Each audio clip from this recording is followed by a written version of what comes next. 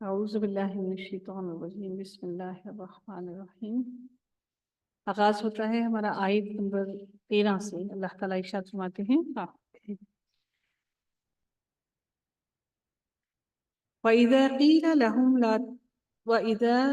لَهُمْ آمِنُوا، اللہ تعالیٰ ارشاد فرماتے ہیں ان سے کہتے ہیں کہ اور جب ان سے کہا جاتا ہے آمنو ایمان لاؤ، کما آمنا کہ جس طرح سے ایمان لائے ہیں، الناس لوگ، کون سے لوگ؟ جو مسلمان ہیں وہ ایمان لائے ہیں۔ جب ان سے یہ کہا جاتا ہے کہ تم سب کے سب ایسے ہی ایمان لے کر آؤ اس طرح سے باقی لوگ ایمان لائے ہیں، کافروں کی بات کی جا رہی ہے، تو وہ کیا کہتے ہیں؟ قالوا، وہ کہتے ہیں انؤمن کما آمن السفہاء، کیا باتیں کہتے ہیں آپ ہم سے کہ ہم ان لوگوں کے جیسے ایمان لے آئیں جو بے وقوف ہیں۔ در حقیقت یہ جو کافر تھے یہ مسلمانوں کو اور صحابہ کرام کو بے وقوف سمجھتے تھے، کیونکہ صحابہ کرام نے اپنا مال، دولت، گھر بار، رشتہ داریاں، اولاد، ماں باپ، بیوی، بچے، سب کچھ انہوں نے دین کی خاطر، وہ آرام، اپنی آرام کی زندگی، سب کچھ چھوڑ کر انہوں نے اسلام کو قبول کر لیا۔ تو انہیں لگتا تھا کیونکہ وہ ظاہری اسباب تھے، وہ ظاہری مال و متاع تھی، دنیا کے مال و متاع ان کو نظر آ رہے تھے، تو وہ کافر کہتے تھے تم لوگوں کو کیا لگتا ہے کہ ہم ان بے وقوفوں کی طرح ایمان لائیں؟ یہ تو بے وقوف ہیں، ان کی طرح ہم کیسے ایمان لے آئیں؟ جب منافقوں کو ایمان لانے کی، اور اسی طرح آج بھی جب کسی کو ایمان لانے کی دعوت دی جاتی ہے یا اس کو ایمان پر چلنے کی دعوت دی جاتی ہے، ان کو لگتا ہے کہ ساری دنیا ہم سے چھٹ جائے گی، دنیا کی رنگینیاں ہم سے دور ہو جائیں گی، دنیا کی یہ ساری کی ساری لذتیں ہم سے دور ہو جائیں گی۔ انہیں لگتا ہے کہ شاید اسلام کو فالو کرنے سے ہم کہیں قید ہو جائیں گے، ہم وہ عیش و عشرت کی زندگی نہیں گزار سکیں گے، ہمیں صرف اور صرف سیکریفائز کرنا پڑے گا۔ تو یہ ہم لوگوں کو بھی اس چیز کو اپنے مد نظر رکھنا چاہیے کہ ہم لوگ کیا سوچ رہے ہیں اس دین کے بارے میں۔ کیا ہم ان لوگوں کو بے وقوف سمجھتے ہیں جو دین کو پریکٹس کر رہے ہیں؟ اللہ تعالیٰ ایسے لوگوں کے لیے ارشاد فرماتے ہیں کہ الا، خبردار، انہم هم السفہاء، ایسا نہیں ہے کہ جو اللہ تعالیٰ کے لیے ایمان لائے ہیں وہ بے وقوف ہیں، ایسا ہرگز نہیں ہے۔ اللہ تعالیٰ ارشاد فرماتے ہیں کہ بے شک وہی بے وقوف ہیں، احمق ہے، بے عقل ہے، کیونکہ احمق اور بے عقل وہ ہوتے ہیں جن کے پاس سارے کے سارے اسباب موجود ہوتے ہیں اور وہ ان اسباب کو صحیح طریقے سے استعمال نہیں کرتے، وہ احمق اور بے عقل ہوتے ہیں۔ تو اللہ تعالیٰ اور وہ پھر اپنے ان سارے کے سارے اسباب سے نقصان اٹھاتے ہیں، فائدہ نہیں اٹھاتے۔ اللہ تعالیٰ اب ان کے لیے ارشاد فرماتے ہیں، کہتے ہیں کہ خبردار، یہی لوگ تو بے وقوف ہیں، لیکن ان کو تو اس کا شعور ہی نہیں، یہ تو جانتے ہی نہیں کہ وہ بے وقوف ہیں۔ وہ سمجھتے ہیں کہ جو اللہ تعالیٰ کی راہ پر نکل گئے وہ بے وقوف ہیں، لیکن در حقیقت وہ بے وقوف نہیں، انہوں نے تو فلاح پا لی، انہوں نے تو کامیابی پا لی۔ ان کا ہر مال جو ان کا نکل گیا ان کے ہاتھ سے، اللہ تعالیٰ اس کو کئی گنا بڑھا چڑھا کر ان کو عطا کرے گا۔ اگلی آیت میں اللہ تعالیٰ ارشاد فرماتے ہیں اب انہی منافقوں کے بارے میں کہ وَإِذَا لَقُوا الَّذِينَ آمَنُوا قَالُوا آمَنَّا، اور جب یہ لوگ، کافر لوگ، منافق لوگ ان لوگوں سے ملتے ہیں جو ایمان لے آئے ہیں تو ان سے کہتے ہیں کہ قَالُوا آمَنَّا، ہم ایمان لے آئے، ہم بھی مسلمان ہو گئے، زبان سے انہوں نے اقرار کر لیا کہ ہم بھی مسلمان ہو گئے ہیں۔ وَإِذَا خَلَوْا إِلَىٰ شَيَاطِينِهِمْ، اور جب وہ اکیلے ہوتے ہیں اپنے شیطانوں کی طرف، شیاطین ان کے کون ہیں؟ ان کے سردار ہیں۔ اب وہ سارے کے سارے لوگ جو اللہ تعالیٰ کی راہ پر نہیں چلتے ہیں وہ در حقیقت شیطان کے فوج ہیں، وہ شیطان کے رستے پر چلنے والے، کیونکہ شیطان کی طرف راغب کرنے والے ہیں۔ تو اللہ تعالیٰ نے ان کو بھی شیاطین سے تشبیہ دیا، وہ جنات میں سے بھی اور انسانوں میں سے بھی، وہ سب کے سب شیاطین کے گروہ ہیں۔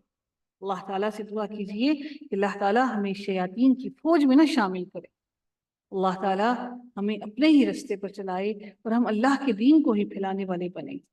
تو اللہ تعالیٰ ارشاد فرماتی ہیں اور جب وہ اپنے ان سرداروں کی طرف اکیلے ہوتے ہیں، جب ان کے ساتھ اکیلے بیٹھتے ہیں، مسلمانوں کے سے علیحدہ ہوتے ہیں، تو ان سے کہتے ہیں قالوا ان معکم، قالوا ان معکم، بے شک ہم تو تمہارے ساتھ ہیں، انما نحن مستہزئون، ہم تو ان مسلمانوں کا ٹھٹھا اڑا رہے ہیں، ہم تو ان کا مذاق اڑا رہے ہیں۔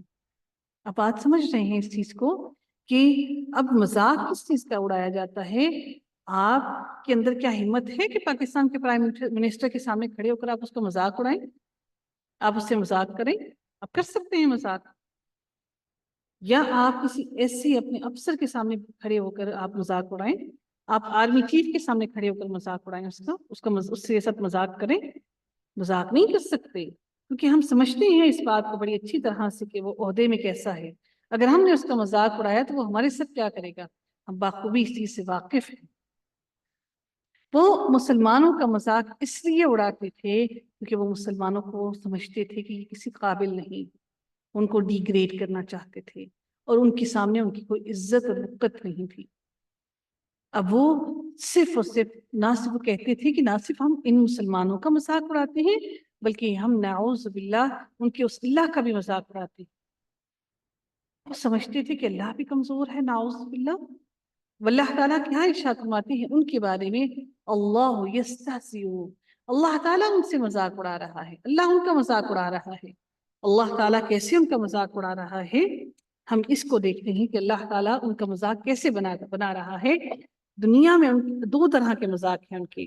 ایک مذاق کیا ہے جو دنیا میں ہے کہ اللہ تعالیٰ ان کا مذاق اڑا کر وَيَمُدُّهُمْ فِي طُغْيَانِهِمْ، کہ ان کو ڈھیل دیے جا رہا ہے ان کے گناہوں میں، ان کو بڑھائے چڑھائے جا رہا ہے، ان کے گناہوں کو اور زیادہ کر رہا ہے، ان کو اتنی ڈھیل دے رہا ہے کہ وہ گناہوں کے اندر اتنا آگے چلے جائیں کہ وہ اندھے ہو جائیں اپنے گناہوں میں، اور پھر وہ اپنی اسی بستی میں بھٹکتے تھے، ان کو ہدایت کا نور اور روشنی کہیں سے نظر ہی نہ آئے۔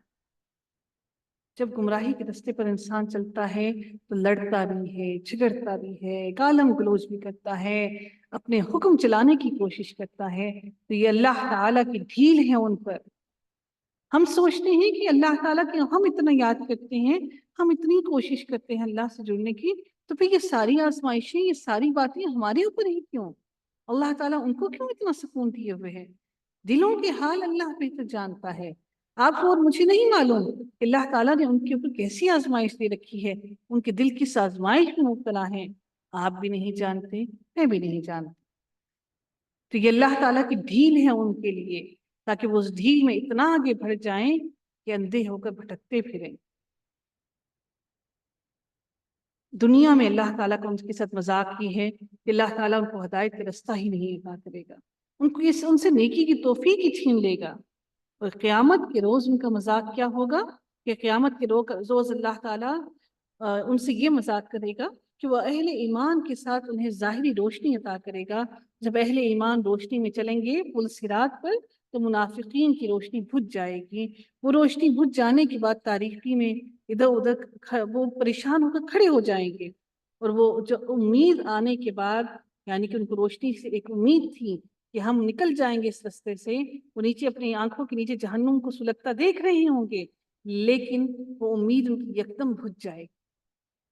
اس بارے میں پل صراط کی اس روشنی کے بارے میں اللہ رب العزت سورۃ الحدید کے اندر آیت نمبر 13 اور 14 کے اندر اللہ تعالیٰ ارشاد فرماتے ہیں کہ جس دن منافق مرد اور منافق عورتیں ایمان والوں سے کہیں گے ہمارا انتظار تو کرو، ہم بھی تمہارے ساتھ نور سے روشنی حاصل کریں، کہا جائے گا اپنے پیچھے پلٹ جاؤ، پھر کچھ نور تلاش کرو، چنانچہ ان کے درمیان دیوار حائل کر دی جائے گی۔ ان کے درمیان جو مومن تھے اور ان کے درمیان جو منافق تھے، چاہے وہ آپ کے بہن، بھائی، میاں، بیوی، اولاد، کوئی بھی ہو، اللہ تعالیٰ ان کے درمیان میں ایک دیوار کو حائل کر دے گا جس میں ایک دروازہ ہوگا، ان کے اندرونی حصے میں رحمت ہوگی اور اس کے بیرونی حصے میں اس کی طرف عذاب ہوگا۔ وہ ان کو آوازیں دیں گے، کیا ہم تمہارے ساتھ نہ تھے؟ کیا ہم دنیا میں تمہارے ساتھ نہ تھے؟ وہ آوازیں دے دے کر پکاریں گے، وہ کہیں گے کیوں نہیں، جو روشنی والے ہیں وہ کہیں گے کیوں نہیں، لیکن تم نے اپنے آپ کو فتنے میں ڈالا اور تم انتظار ہی کرتے رہے اور تم نے شک کیا اور فضول تمناؤں نے تمہیں دھوکہ دیا، یہاں تک کہ اللہ تعالیٰ کا حکم آ گیا اور اس دھوکے باز نے اللہ تعالیٰ کے بارے میں تمہیں دھوکہ دیا۔ کس نے؟ اس شیطان نے تمہیں غرق کر دیا۔ اس سورۃ الحدید کے اندر اللہ تعالیٰ نے ارشاد فرمایا ہے اور یہ جو بھٹکنا پھرنا ہے نا، یا امہوں، یہ اما دل کے اندھے پن کو کہتے ہیں۔ جب دل اندھے ہو جائیں تو کوئی خیر نظر نہیں آتی، کوئی کسی خیر تک انسان پہنچ نہیں پاتا۔ تو یہ جس اندھے پن میں وہ بھٹک رہی ہیں، دل کے اندھے پن میں بھٹک رہی ہیں۔ اس کے لیے اللہ تعالیٰ نے سورۃ الحج کے اندر ارشاد فرمایا ہے کہ پس یقیناً آنکھیں اندھی نہیں ہوتی، لیکن وہ دل اندھے ہوتے ہیں جو سینوں میں۔ آنکھیں اندھی نہیں ہوتی۔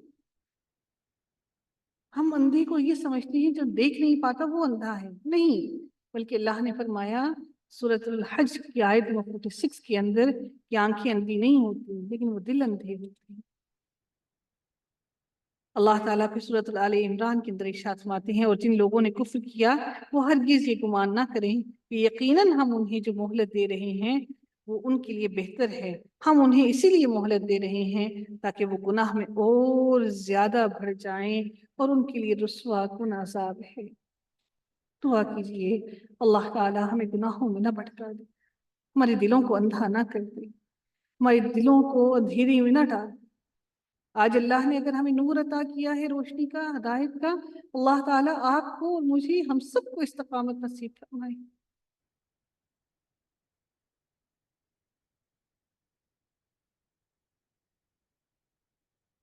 اللہ تعالیٰ ارشاد فرماتے ہیں اولئک الذین اشتروا الضلالۃ بالہدی۔ اب یہ وہی لوگ ہیں جنہوں نے کیا کیا، انہوں نے گمراہی کو خریدا ہے ہدایت کے بدلے۔ خرید و فروخت کی انہوں نے تجارت، کس چیز کی؟ گمراہی کو خریدا ہدایت کے بدلے۔ تو اللہ تعالیٰ کہتے ہیں کہ تمہیں کیا لگتا ہے کہ فما ربحت تجارتہم، تجارت میں یا تو پھر نفع ہوتا ہے یا نقصان ہوتا ہے۔ رب کائنات ارشاد فرماتی ہے کہ تمہاری یہ تجارت ہرگز تمہارے کچھ کام نہ آئی، اس تجارت نے تمہیں کوئی فائدہ نہ دیا۔ وما کانوا مہتدین، اور کیوں نہ کام کیا؟ کیونکہ تمہاری اس تجارت کے بدلے تمہیں ہدایت لینی چاہیے تھی، اور تم نے وہ ہدایت پائی ہی، تمہیں وہ ہدایت نہ مل سکی، اس لیے تمہاری یہ تجارت ہرگز کام نہ آئی۔ منافق جنت یعنی ہمیشہ کے سکون اور خوشیوں کے بدلے عارضی زندگی کی عارضی خوشیاں خریدنے کی کوشش کرتے رہتے ہیں، جو مستقل انسان کے ساتھ نہیں رہتی ہیں۔ یہ خوشیاں آتی جاتی ہیں، یہ پیسہ، دولت، یہ عزت، شہرت، یہ سب آتا جاتا ہے۔ اسی وجہ سے اللہ تعالیٰ نے اس تبادلے یعنی اس تجارت کو نفع مخش قرار نہیں دیا، یہ نفع والی تجارت نہیں ہے۔ اللہ تعالیٰ نے اسی سلسلے میں سورۃ الزمر کی آیت 15 کے اندر قرآن میں ارشاد فرمایا، آپ کہہ دیں کہ یقیناً خسارہ اٹھانے والے وہ ہیں جنہوں نے اپنے آپ کو اور اپنے گھر والوں کو قیامت کے دن خسارے میں ڈال دیا۔ سن لو، یہی کھلا خسارہ ہے، یہ کھلا خسارہ ہے۔